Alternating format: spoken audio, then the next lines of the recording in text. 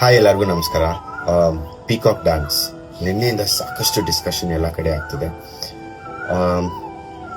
ನಾನು ಚಿಕ್ಕ ವಯಸ್ಸಿಂದ ಆ್ಯಕ್ಚುಲಿ ಫ್ಯಾನ್ಸಿ ಡ್ರೆಸ್ಗಳಲ್ಲಿ ನೋಡಿದ್ದೀನಿ, ಅಥವಾ ಕೃಷ್ಣ ಜನ್ಮಾಷ್ಟಮಿ ದಿವಸ ಎಲ್ಲ ಕಡೆ ನೋಡಿದ್ದೀನಿ, ಅಥವಾ ದರ್ಗದಲ್ಲಿ ಆಶೀರ್ವಾದ ಯೂಸ್ ಮಾಡೋಕ್ಕಾಗ್ತಾರೆ, ಅಥವಾ ಈ ಅಂಗಡಿಗಳಲ್ಲಿ ಧೂಪ ತೊಗೊಂಬಂದಾಗ ಅವ್ರ ಕೈಯಲ್ಲಿ ಕೂಡ ಇಟ್ಕೊಂಡಿರ್ತಾರೆ. So I have basically seen it all around me.